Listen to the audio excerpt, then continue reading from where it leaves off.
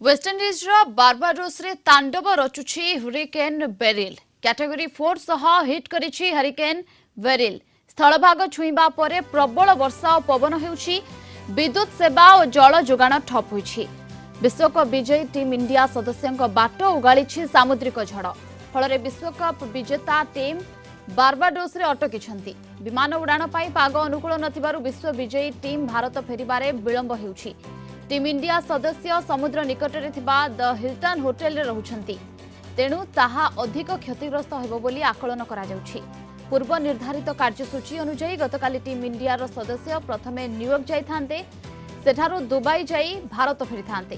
सामुद्रिक झड़ परे ब्रिजटाउन रो विमान बंदर बंद रहिछि। तुरंत टीम इंडिया समस्तंकु सेठारु सुरक्षित भावरे भारत फेराई आनिबाकू प्रयास आरंभ हो जाइछि। विश्वकप देखा जाइथिबा अनेक क्रिकेट फैन भी फसी रहिछंती। केवल खेलाड़ी नुहंती मैच रिपोर्टिंग पाई जाइथिबा अनेक सांबादिक माने मध्य एबे बारबाडोस रे फसी रहिछंती।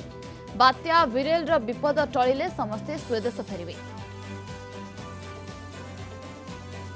अधिक सूचना पाई मो सहयोगी प्रवीण कुमार साहू जोड़ी होइछंती फोन लाइन रे। प्रवीण, भारतीय खेलाड़ी वर्तमान फसी रहिछंती एवं हरिकेन जहा रहिछि से प्रभाव रे वर्तमान विमान बंदर भी बंद। समस्त क्रिकेट फैन सांबादिक जो माने सब बारबाडोस जाइथिले समस्त फसी रहिछंती। बिल्कुल यार भितर गोटे बड़ अपडेट आसुची एटी आमे दर्शक मान को देबा जे जातीय गणमाध्यम रे भी चर्चा होची टीम इंडिया खूब शीघ्र बाहरी बाने गोटे बड़ अपडेट आसुची एवं संभवतः आमे कहि परिबा दिल्ली रे बुधवार 7:45 पीएम रे राति 7:45 रे पहुंचीबार संभावना अछि। ये खबर आसी पहुंची जदिओ औपचारिक भाव में खबर को मोहर ए पर्यंत लगा जाई नाही, किंतु जातीय गणमाध्यम रे खबर आसुची हरिकेन जगु व्यापक मात्रा रे प्रभावित होईची बारबाडोस एवं खास करके वर्षा पवन जगु स्थानीय अंचल प्रभावित होईची एवं जो होटेल रे टीम इंडिया सदस्य माने रहिथिले ऑफिशियल रहिथिले सेही होटेल भी प्रभावित होईची।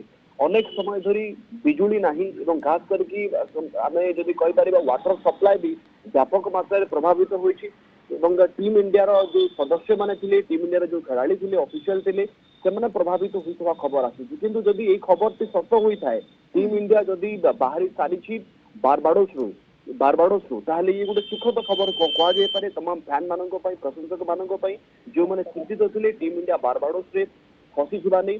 जदि ए कथा सत्य होई थाए ताहले टीम इंडिया सदस्य माने संभवतः बुधवार फेरी पारंती जातीय गणमाध्यम रे जहा चर्चा होची। किंतु ए गुटे आ गुटे भी आश्वस्त आपण कहि परिबे जे बारबाडोस रे हरिकेन अपसरी जाईछि अर्थात धीरे धीरे यह प्रभावहीन हेबो, धीरे धीरे जो प्रभाव के छाड़ी ताहा कमी जीवो अंतत पक्षे। एवं आमे गतकाल चित्र जो दर्शक मानक देखौथिले जो होटेल रे टीम इंडिया सदस्य रहिछंती तांकू गोटे गोटे रूम रे सेमानकर रूम रे रहिया पई कहै जायतिला एवं खबर एई मध्य रहिछि जय शाह जी बीसीसीआई रो सचिव रहिछंती सेक्रेटरी जे रहिछंती से भी टीम इंडिया सदस्य मानक सहित रहिछंती एवं संभवतः चार्टर्ड फ्लाइट रे टीम इंडिया बाहर अपडेट सामना को आसुची जदि औपचारिक भाव में मुझे कहली ए खबर उपर मोहर ए पर्यंत बाजिना। ओके, जो भाव में आप सूचना देले जे औपचारिक भाव में एथिरे मोहर जदिओ बाजिनी बुधवार मध्य आसी पहुंचे बोली जहाँ सूचना रहुछि। बहुत बहुत धन्यवाद आपको समस्त सूचना और आलोचना पाई।